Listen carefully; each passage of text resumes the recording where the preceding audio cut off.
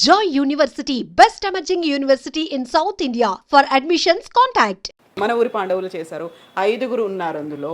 Already Krishnaraju గారు పోయారు, రావు గోపాలరావు గారు వీళ్ళెవరూ లేరు. మిగిలిన వాళ్ళైనా ఎప్పుడైనా సడన్గా కాల్ చేసుకున్నాం, రీయూనియన్ లాగా పెట్టుకుందాం, మళ్ళీ రిలీజ్ చేస్తే బాగుంటుంది, అలాంటి ఆలోచనలు లేదమ్మా.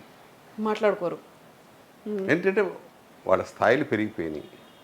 నేను మురళీమోహన్ పిలిచేవాడిని, తర్వాత అన్నయ్య అంటాము. ఏంటి కొత్త పదాలు అన్నాడు, ఎందుకో తెలియదు, పిలవాలనిపించింది, పిలుస్తున్నాను. మురళీ బాగుంది, వద్దు అంటే నాకు తెలుసు వాళ్ళ స్థాయి పెరిగిపోయింది. మన తక్కువలో ఎందుకు మనం ఇదేయాలి, అందరి ముందు ఎందుకలా, అందరి ముందు. అంటే మా నాన్న ఒక ఇది చెప్పాడమ్మా. మా నాన్న ఫ్రెండు ఆయన మా దగ్గర పనిచేసినాడు. ఆయన కౌన్సిలర్ అయిపోయాడు. ఆయన హోల్సేల్ కొట్టుకోవడం.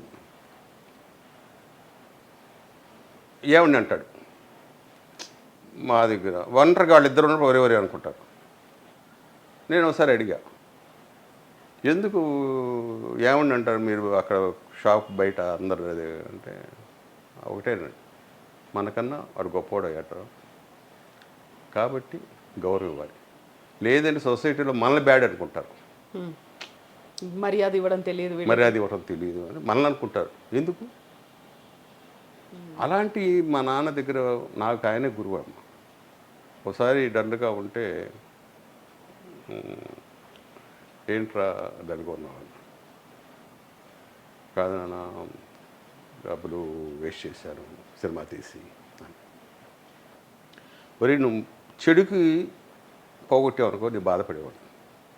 నువ్వు పెరగడం కోసం ఖర్చు పెట్టుకున్నావు, ఒక ప్రయత్నం చేసావు, ఇంకోసారి ఇది అవుద్ది, ఇంకోసారి అవుద్ది, సక్సెస్ అవుతావు. కానీ డల్ అయ్యావా ఇంక నీ జీవితంలో పడగొట్టు పెట్టుకోవచ్చు అని నిన్న అనేది వదిలేయి. ఇవాళ జరిగేది జరుగుద్ది, రేపు అనేది మటుకు ప్రపంచం ఉంటుంది. ఆ ప్రపంచానికి ట్రై చేసుకో. డల్ అయిపోయి ఇంకంతే నా బతుకుంటే ఇంక వద్దు, ఇక్కడ వచ్చేయి.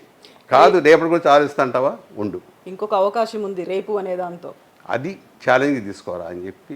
అదేనమ్మా, ఎన్ని దెబ్బలు తగిలినా కూడా అస్సలు ఎంత మొత్తం అవుట్, తినటానికి లేదు అనుకున్నప్పుడు కూడా దేవుడు మళ్ళీ నాకు ఇస్తాడు. అది వచ్చింది వెంటనే. ఈ రోజు లేదు రేపు ఏంటి అంటే, అంటే మంచి ఇన్సిడెంట్ అంటే, సరదా ఇన్సిడెంట్. ఒక షూటింగ్కి వెళ్ళాం, అప్పుడు మందు ఆంధ్ర లేదు, బ్యాన్ చేసి ఉంది. ఓకే, రేపు పీతల పులుసను మందు కొట్టాలి, ఇంకెక్కడ మందు అయ్యా, రాత్రి అయిపోయింది కదా అన్నాడు నా రూమ్మేట్. ఏమో రేపు తినేయకుంటే రేపు పొద్దున వస్తుందేమో. కరెక్ట్గా అలాగే పొద్దున 6 గంటల బెల్లమ్మ చేసాదిచ్చి లోపల పెట్టారా, లోపల పెట్టి పలానా ఆయన పంపించారండి మీకు ఇవ్వమని.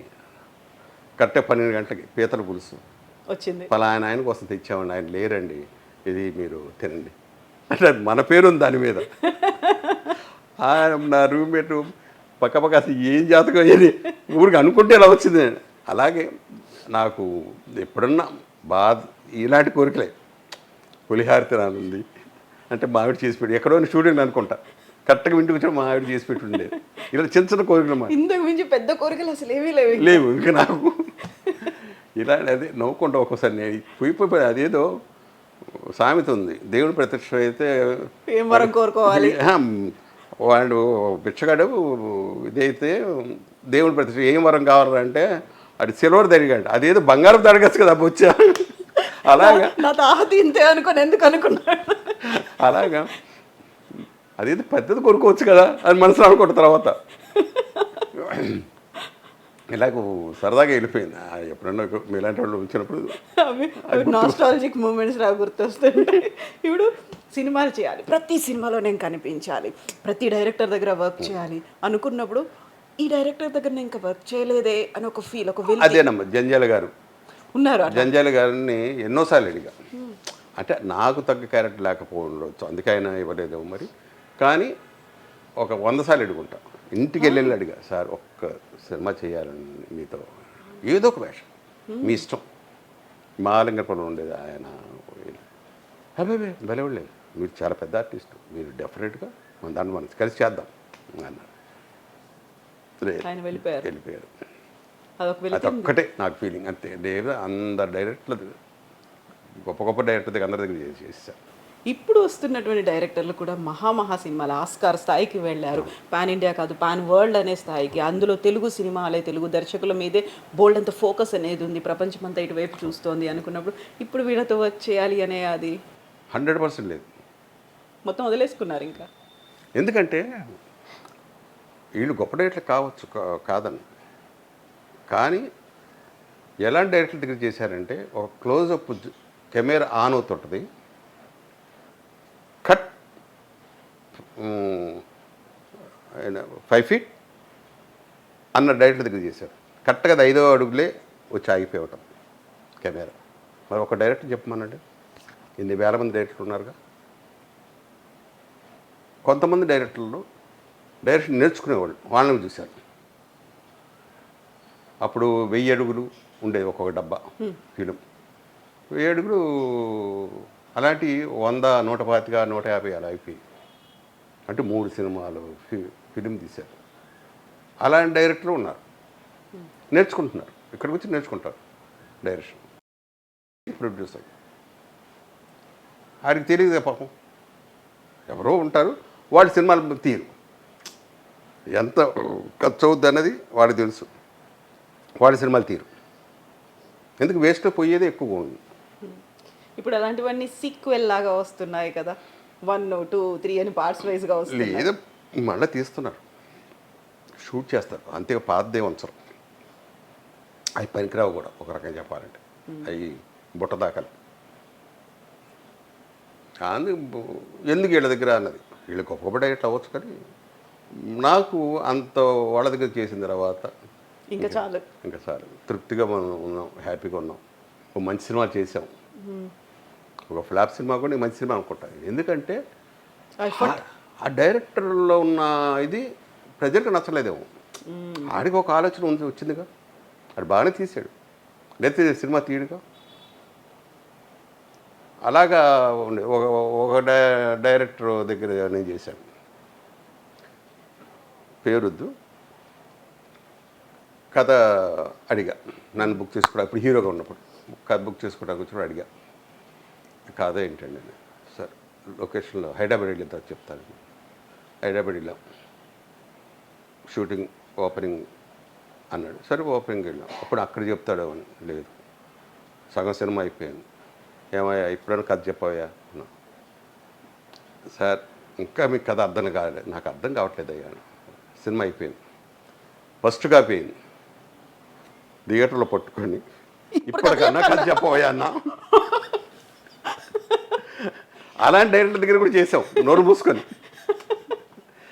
అంటే నటించిన మీకే అర్థం కాకపోతే చూసే మాకేం అర్థం అవుతుంది అది చూస్తామమ్మా కళ్ళతో, అది అర్థం కాలేదు, వినటం కాదు, కళ్ళతో చూస్తున్నాం కదా.